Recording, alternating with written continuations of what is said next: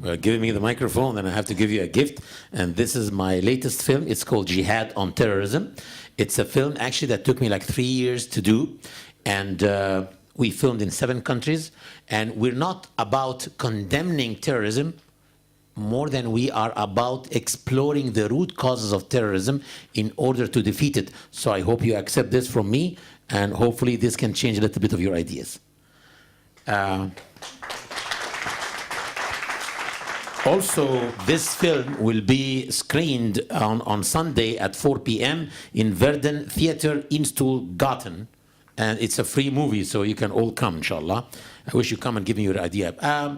The only thing that I really didn't like now in what Hege said is mentioning the negatives only, not mentioning that the best cardiologist in the UK is actually an Egyptian, and that Ahmed Zewail, the winner of Nobel Prize for Physics, is an Egyptian.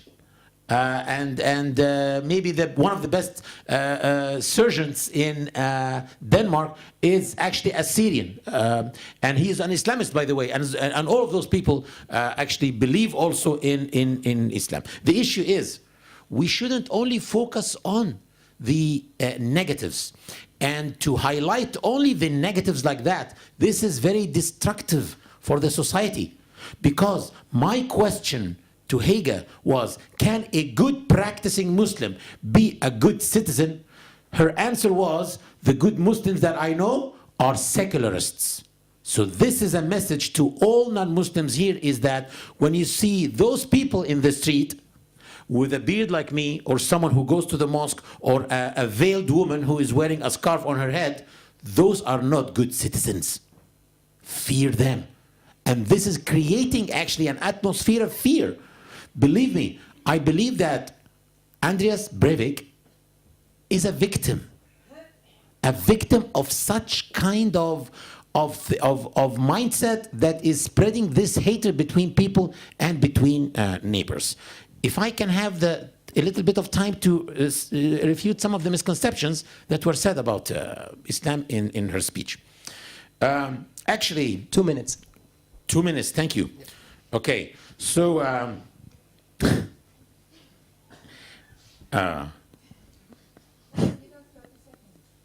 yeah, thank you. Actually, if we go to the Sharia, the Sharia is just a legislation, like the Anglo-Saxon legislation, French legislation. This is the Islamic legislation. And I think, like people who are promoting their own ideologies, Islamists also have the right to democratically promote their own ideologies. But they don't have the right to force it on anyone. But if they say that maybe you have some things that we have some things that you can benefit from, oh non-Muslims, then listen to them. For example, the Sharia doesn't only cut off hands, because the first thing that jumps to the minds of non-Muslims when I say Sharia is what? Cutting off hands. But actually, there is more than theft which is prohibited.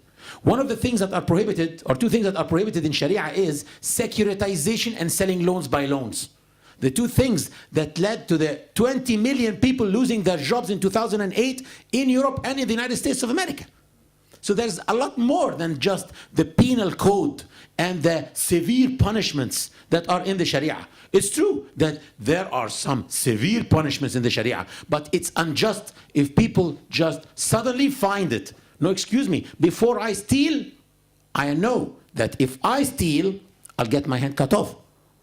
So the issue is, if you inform a person of the consequences before committing any crime, that's not unjust actually. And you know what? I wish that you can go to a jail where people are locked up for 10 years and over 10 years for theft, and you ask them, what would they prefer? To stay here for 10 years, knowing that their children are growing away from them, graduating away from them, getting married away from them, and their wives are widowed when they are still alive, or maybe 10 years ago they could have got their hand cut off and stay. You ask them and tell me, is there anyone who will say this or not? You made your point. Hege is nodding a lot of things. You have 2 minutes too, Hege.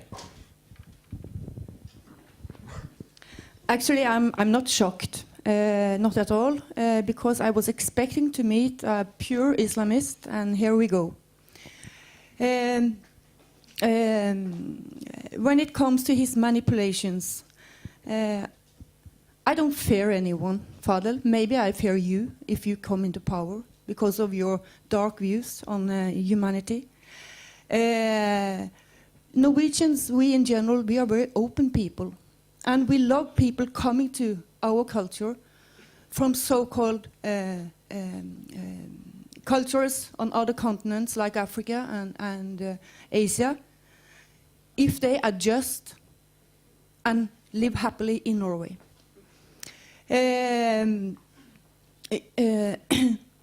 You are saying that Sharia, you are entitled to have Sharias like the French have their penal code. Well, we are talking about quite a different system, if I might say so. And when it comes to Sharia, the first that comes to my mind is, of course, not cutting off hands. But it is in the Cairo Declaration. The thing is, the first thing that comes to my mind when it comes to Sharia and Norway is what I have met for 20 years now. Muslim women being deprived of divorce, while the husband is marrying a second wife under Sharia in the mosques. That's a huge problem in Norway. So this is your wonderful Sharia, your just Sharia, that the woman is second citizen. She has fewer rights than the man. You might promote this as long as you live. I will fight against it. I will fight for equality. I will fight for dignity for everyone, no matter what background you have. I will never, ever go into that kind of group thinking that my partner here has done today. I will fight for the individual's right to be an individual with full freedom, and also freedom under responsibility for your surroundings. Okay. But I'm very happy. No, you made your point. I'm very happy. You got 3 minutes that- already. that I'm really the- interested in what the philosopher has to say on this, because Jonas wants to say something as well. Thank you again.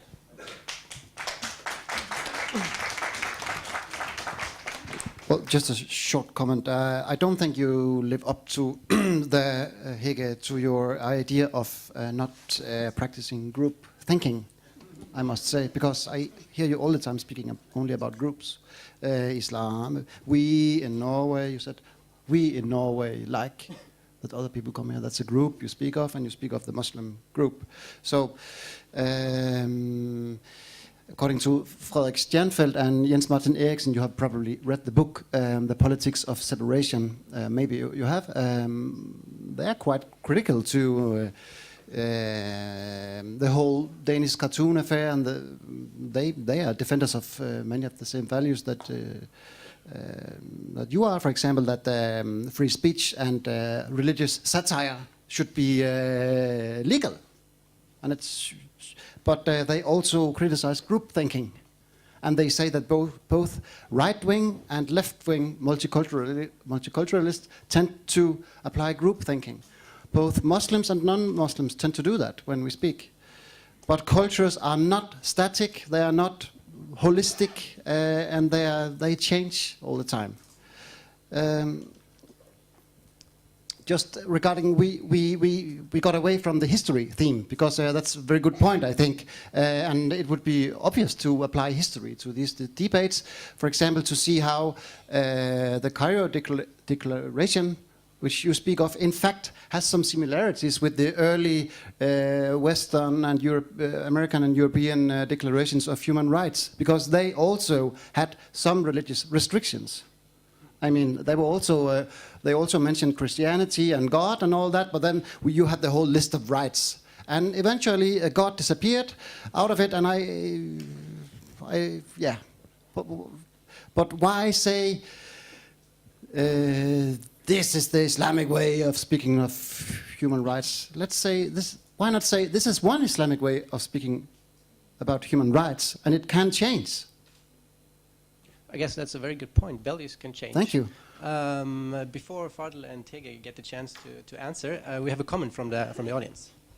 Hi, I just have a short comment to you, Hege. I'm related to your introduction. I just want to say that in Norway it's a principle that you're innocent until the sentence is set.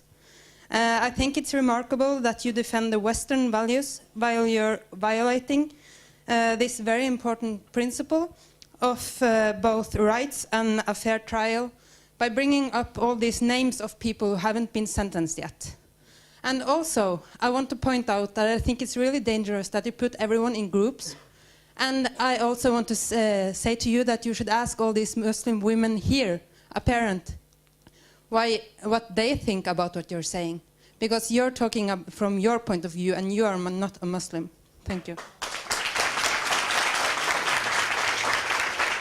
Now, Fadl, 3 minutes, and then Hege. Okay, quickly in 3 minutes. There's a lot of misconceptions that were thrown already on Islam. Each one of them needs like 20 minutes, actually. So I will just quickly speak about freedom of speech. Because actually, Hege, in her, when she's talking about the Sharia, said that criticizing Islam is forbidden, criticizing Muhammad is forbidden. Actually, criticizing Islam is welcomed, and criticizing Muhammad is welcomed in the Quran itself. The Quran itself mentions that people criticized Muhammad. They said that he is a liar. They said he is crazy. They said he is a sorcerer. And that was even mentioned. So the issue is, no, criticizing Islam and Muhammad and the Quran is welcomed as long as it is with respect, which means that you give me a question and you wait for an answer. But you don't have the freedom to slander. Actually, I can't call people in the street son of a B word. No, that's not freedom of speech. And in the most secular systems, freedom of expression is limited. No, there are things that you cannot do. Children pornography is not considered as freedom of expression. For example, hatred literature can be also banned. Same thing. So there are things that are not allowed in Islam which are in the area of slander. But at the same time, I need to talk about the Danish cartoon, because what made Muslims angry is not the Danish cartoon. Any successful person is always, by the way, attacked. And Prophet Muhammad was attacked for 14 centuries. We had no problem with this. But what really made us very angry is the reaction of the Prime Minister at that time when he went out saying that this is freedom of speech. Excuse me, a cartoon with a bomb-shaped turban of Muhammad, you say that's freedom of speech? Had this cartoon been for a chief rabbi with a bomb-shaped hat, he could have never said so, or he would lose office next day. So the problem is with double standard in dealing with Muslims. This is really what is troubling us so much. Is there time to speak about polygyny? 1 more minute. How can I do so in 1 minute, actually? Well, quickly, because she spoke about the several marriages. The problem is when we think our culture superior than other cultures. Excuse me, Islam is for all people. It's like water, it's pure. Doesn't have a color, doesn't smell anything, doesn't taste salty or sweet. So it's for all people. So there are cultures that would accept such solutions. And I came from a family that had this issue. My aunt, she lived a 39 years love story with her husband, and she was never able to have children. 7 years ago, she said, I want to see the dream coming true. So she took her husband and she married him to another lady who never got married. God knows why, maybe just less fortunate. She bought an apartment for them in the same building. And the second wife, the first child she got was a girl. She named her Hanan after my aunt's name. The man goes to work and both women sit to take breakfast every day with 3 children around them. If there are people who would accept such solutions for their own problems, who are you to ban it? Okay. As a comment? Just a comment? Hege, are you okay with Jonas having the comment before you talk? I promise you it will And then just you take get 1 second. I think that we should allow polygamy, but please allow it also women to have more men. So then there will be no problem. So let allow anyone to have as many wives. Okay. 4 minutes, because you were waiting so Yes. patiently. I applaud that one. This young lady, I don't think you presented yourself, but you said that I had rattled off a lot of names. No, there were only one name, Mona Tony. There were only one name. You can come and check. Mona Tony, the wife of the dead Stockholm bomber. Yeah. So you should be precise. And when it comes to talking with Muslim girls and women, I think I have quite a long record of doing that. I started in 92. I went to Pakistan, living there for 2 years. I'm in contact with Muslims every day. Yeah. That's why also I have the knowledge I have. Through books, through meetings with Muslims, and so on. Anyway, I don't want to have we and them. And I don't believe in groups. In a debate, like you also, when you had your introduction, you are talking about Christianity and Islam. And yeah, it's in a debate, it's not always, you manage to say, not in general. I'm not talking in general. I am not. There are the vast differences between Muslims. I have written books about this. You could read one book from '96 called Mashallah, A Journey Amongst Women in Pakistan. You will find any kind of person there. I know this. This is not a debate. The debate is, why is Islam not giving people free, open democracies? That is the main question for us here today and in the future to come. Because millions and millions of people are suffering. I don't think you manage to grip that.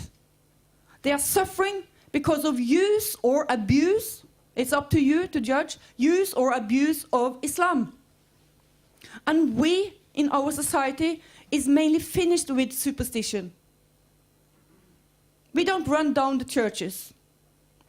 We don't believe that Maria was a virgin. And so on. And then a new religion is entering our society, and so many people lose their minds, lose their common critical sense, because they are strangers. You are doing them strangers then. I want to relate to a person. And we should relate to persons. And we should not give Islam all this attention. That I agree on, because Islam doesn't deserve it at all. You got half a Mr. minute. Fadel Suleiman, he didn't answer me. I wanted to have one example on a country in this world who has prospered due to Islam. And I want to have an answer, why is it so that we have managed to make such good human societies in the West and they don't manage in the Muslim world? That's the core question. I'm ready to answer this. And don't blame the West, please. What we're going to do now, there were so many comments now, so we're going to collect some comments and then you can answer this, okay? Comments from the audience. Yeah, I just want to say that I stand on my point. I can't go further into it because it will take too much time. So I'll give the microphone further on. But the names I was relating to, you mentioned a lot of nationalities about people who were being verdicted, is that the right word? To being terrorists. And that's the list I was referring to. Thanks. Okay, so remember, keep the comments short. A lot of hands now. My name is Abdullah. I am from Eritrea, and I want to comment on Ms. Hege. She said it's strange to be Muslim. If this question you can ask in the Abyssinian Muslims from Ethiopia and Eritrea, I am an Eritrean. It's not strange to be Muslim and Christian. We are living together for 1,400 years ago. And now you're still afraid. My question for you is, there is at least 1.5 milliard Muslims and 1.5 Chinese and 1.5 milliard Indians and other nations. Who are you to talk or to represent as my human right and tell me that this is a human right way? Who are you to present to represent me. Don't tell me you are a United Nation or not. The Palestinians are human, but there is an American veto. Who are you? Okay, a couple more comments. I just got one comment on the list of the names you said. You know, there is video cameras here. They can show you later that you said a lot of names. And the other thing is about the history. The history repeats itself, you know. That's why, because Muslims, you ask yourself, why are Muslims in the bottom of the society and why are they living in the ghettos? It's because we fled from countries who had dictatorships, who worked for the colonialists, European colonialists. You see, they were put in the power by the colonial imperialists. And that's why we fled from them and we came to your country. And instead of for you to take us with open arms and open mind, no, you throw us in the ghettos, you give us the worst jobs, yeah, you give us the worst studies, and then you ask yourself, why are Muslims the worst people in the European countries? Yeah. So, there was a comment over there. It was a very high hand. Yeah, to the question, we should name a country which prospered due to Islam, and you have to go back a little bit in history, and I just came to the example in Andalusia in Spain, and I think it was like the Mauritian culture there, which was a lot more developed than the old Christian culture of Spain at this time. They brought science to Europe, and the whole still many names in Spain do have Arab origin because of that. And I think it's and then with the Reconquista, when the Christians actually threw the Muslims out, it turned into a lot more segregated society there, because it was a very tolerant Islam in general, which was lived there, in comparison to the inquisitional culture of the church. Okay, if you give us 1 more minute, we take 2-3 more comments, and then the floor is all yours. Oh, I have so many comments. I think it's a very good point that Western Europeans has not always been superior, or if it's, you can use the word superior, because Muslims has also been, you know, that's your example. They came to Spain and brought science with them when we were, you know, Christians, medieval Christians. And I also have a question to you, Hege. Do you think that changes in a country or conditions in a country is all due to religion, not politics? Because I have an example. For example, the Catholic, when the Protestants, you know, Martin Luther, he had this idea of well, that we were gonna be Christians by ourselves and not, you know, through the church. And this spread because, or a lot of the reason it spread was because leaders in countries thought, okay, this is great because this makes us the leaders and not the Pope.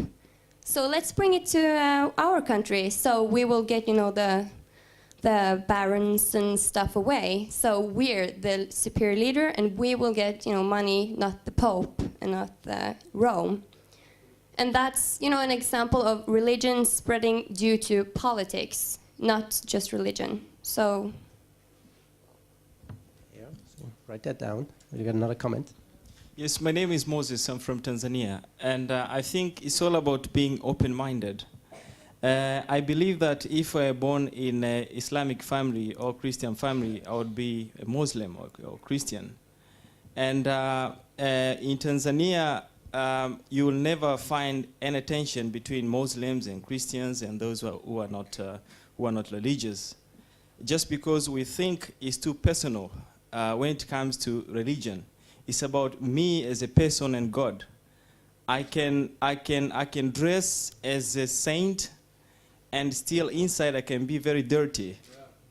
So I think living by judging other people that they are wrong and I'm right, or them and we, I think that can cause a lot of crisis in the world.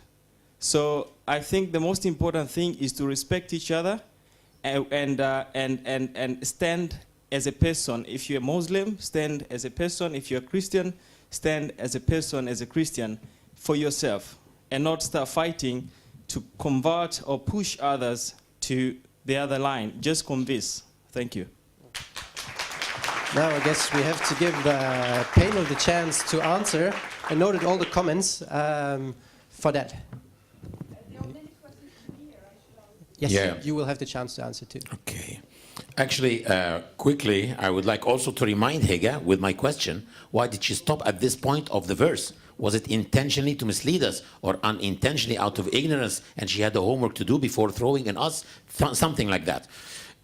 So I would like to hear an answer from her. Also, speaking about Islam and blaming Islam that Muslim countries are not doing well, excuse me. Muslim countries are not applying Islam or the Sharia or anything. The first revolution was in Tunisia.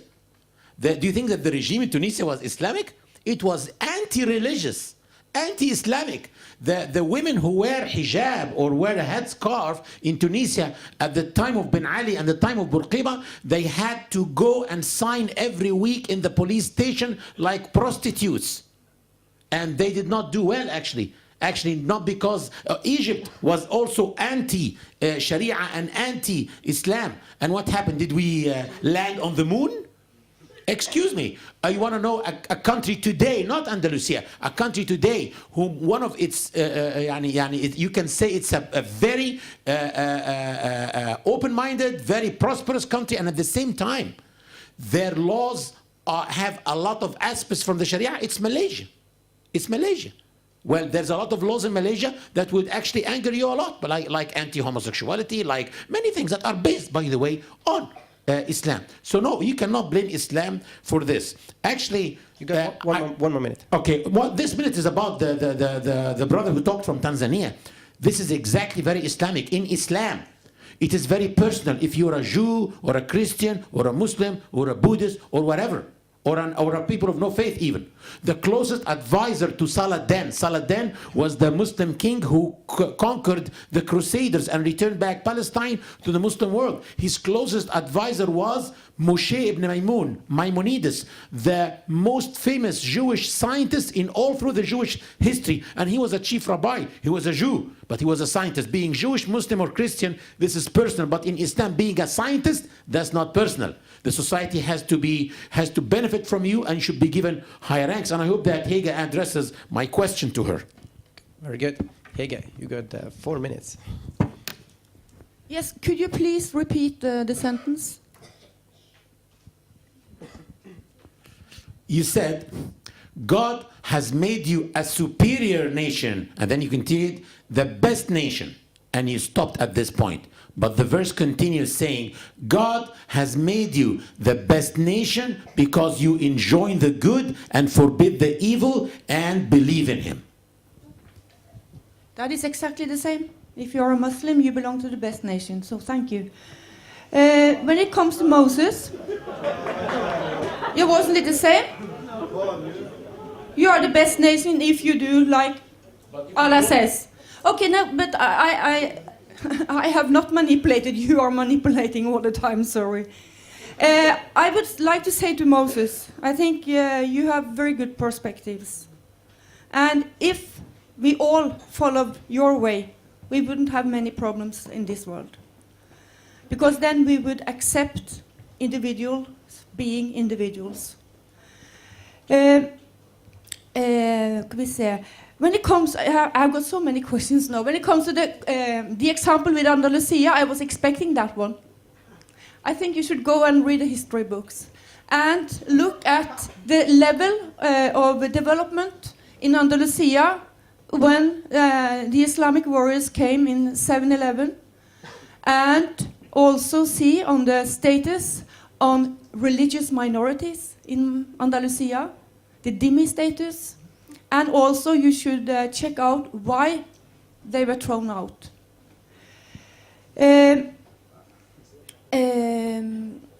Fred from...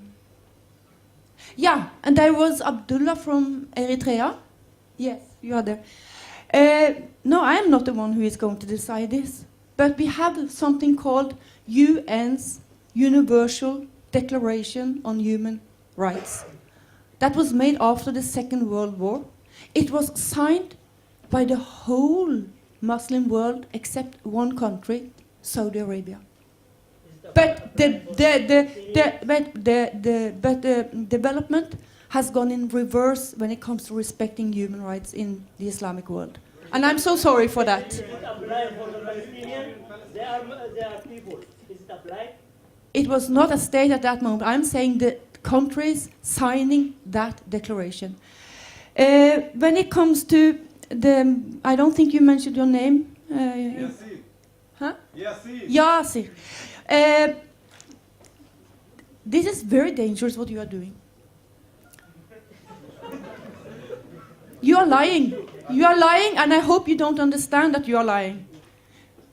Do you know what the European politicians, the leaderships, what they are really working so hard to manage? 30 seconds. To give the most marginalized groups in this continent, and especially young Muslims, to educate them and get their labor force. We need it badly, don't you understand? Yeah, and go and look at the universities. There are lots of Muslims there. But I must also say that there are actually also quite a lot of Muslims connected to universities who would love the Sharia of Fadl Suleiman. You have that, for example, at IslamNet, where I'm going to speak on Monday. They don't want our freedom in this society. Hege, They we want got, Sharia. 5 minutes already, and I see Jonas wants to say something, so we give the word to Jonas. Then we collect a couple more comments, make them short because we have to leave very soon, and then the three of you will have the possibility of a final word. Okay? So Jonas. Okay, thanks. It really puzzles me. Is it arrogant to say that if Muslims are good Muslims and they believe in God and the Prophet, then they are the superior nation? Let's. I don't know. I'm okay. They enjoin the good and forbid the evil. Then they are the best. So no, just yeah. Okay, thanks. Would it be arrogant for Christians to say, if we enjoin the good and forbid the evil, then we are the best, or we have the rest? Okay, yeah, I'm just puzzled. Yeah, it's a good question actually, but I think now. I would like to challenge you a little bit because I am very. I think. Okay, 1 more minute for challenging. Okay, shit. I'm sorry. You say many interesting, sympathetic things. I say so. I'm very inspired by that. I just have one question, and it comes because I, as a secular European, would say, because you said the Sharia as the solution to would be the best for Egypt to implement, because that would protect the Christian minority for the majorities. Okay, a Christian citizen. But would you agree? I mean, I would love the a kind of egalitarian, solidary Sharia to be expressed and practiced. But if that's what if it could be, but for me to live in a society where the laws were defined by a religion would be not tolerable, because I would not because. I think the laws and the basic system of human rights should be formulated in a language that everyone can understand. So I don't understand the religious language. I don't understand it. But I think Christians and Muslims, they understand actually as a language of human rights that does not belong to a particular religion. So it would. Do you see my point? Good point. Okay, now we're gonna get some comments, and then you guys have the final word. Now make the comments short because we only have 8 minutes left and then we have to leave. When can I have the time to answer all this? Actually, this is a perfect. Number one, you asked me about women having. I found it. Sorry. Hey, sorry. Oh, audience. Thanks. Yes, for you three people there who are talking, I want to introduce myself. I'm Yurt, and I have a reason that I came to Norway. I'm from Afghanistan. I cannot make it quick because I have seen the war and the bombs with these eyes. And for me, terror, I don't understand the meaning of terror. You have to define the terror before we talk about it. What is the object of our discussion? What we are talking about? Bloodshed is bloodshed. It doesn't matter. It doesn't have any form. What's terror?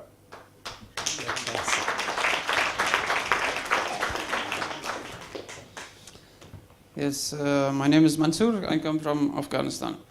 And my question, I want to make a comment to Hege.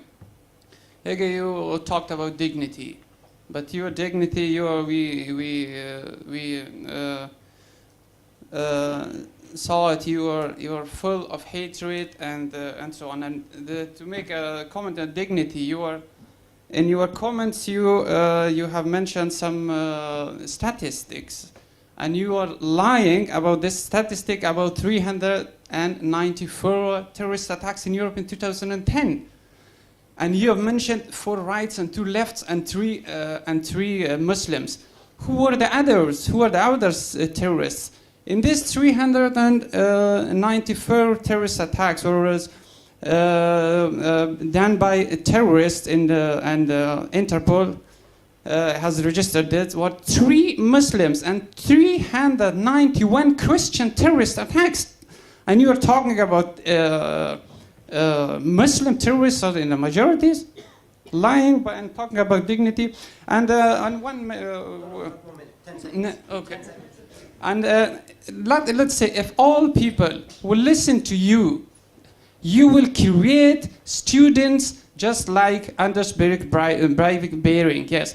Because he was, in my opinion, he was a student going in your online university, which your websites and some people were delivering informations from all over the world and make it just like copy and paste and delivering to these students. And he was, in my eyes, he is a best students, a best creations, which was created by you. And you are very dangerous, and that you have not learned anything from this 22nd of July. Okay, sorry, we can get all comments, so only the ones who have been signed to.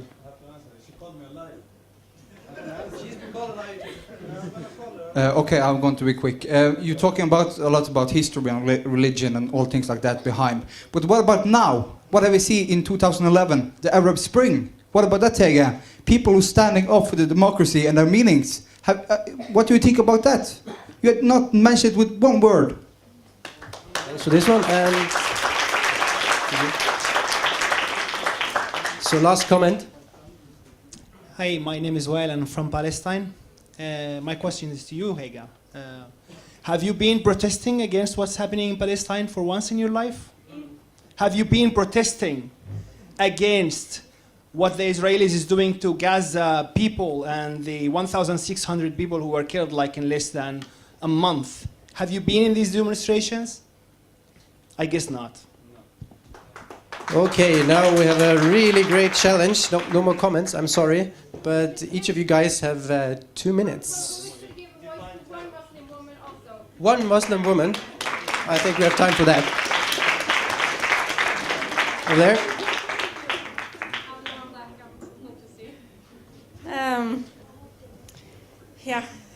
You said that she should ask some Muslim women why we are Muslims and why we cover.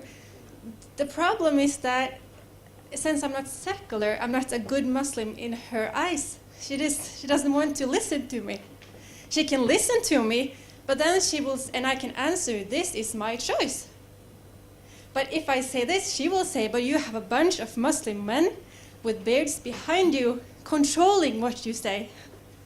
So it doesn't matter what I answer. It doesn't matter how good I am in school, how happy I am in my marriage. how good self-esteem I have, because she will only see a controlled Muslim woman. So she's the person that are depriving me my integrity as a woman. And I also, just one more thing.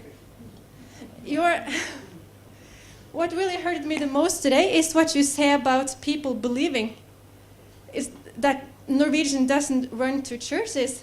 Well, there are many Christians in Norway still, and you are not respecting them as believing. So I feel that was krenke. Yeah, that was really violating very many believing people in Norway. And I read that 68 people in Norway believe, they have a belief. So you should be careful how you define people that are believing. Thank you. Thank you. Mansour, I didn't say 300 and something. You can have it afterwards what I said. So you have misunderstood completely. Dignity, yes, I have dignity. I am not full of hatred. Why the hell do I work for children and women? When it comes to the Arab Spring, let's see what happens in the Arabic world. I am praying to God that they will have human rights there and not Sharia.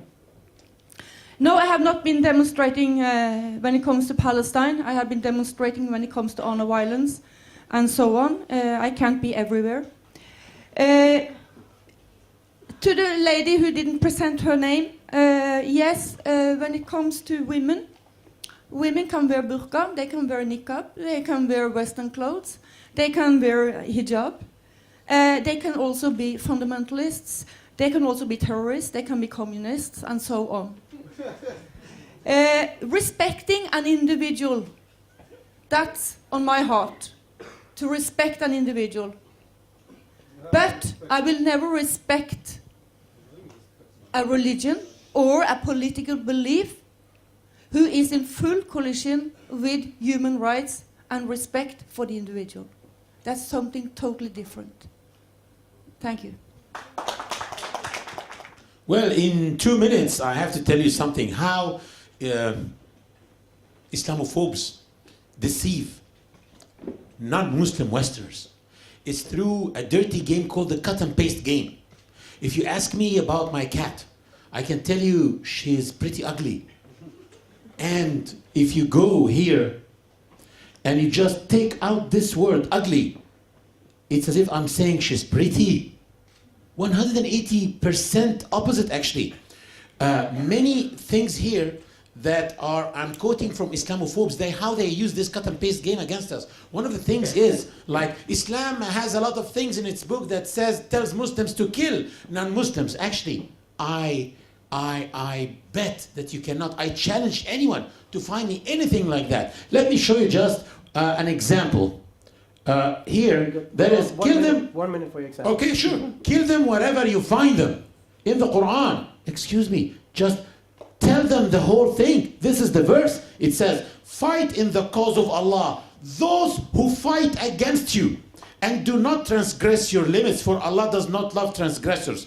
And kill them wherever you find them, and get them out from where they got you out. So this is talking to people who were dragged out of their homes and their country is occupied, like when the Norwegian fought the Nazis, like when the French fought the Nazis. Okay, and the rest of the verse says, until and fight them on until there is no more oppression, and there prevail justice and faith in Allah. But if they cease, let there be no hostility except to those who practice oppression. They will never show you anything of that except those 5 red words out of a long 7 lines verse. This is what they do to non-Muslims. They deceive them by doing this dirty game of cut and paste. And I have a lot of examples here. Good point. That's your final point? Thank you.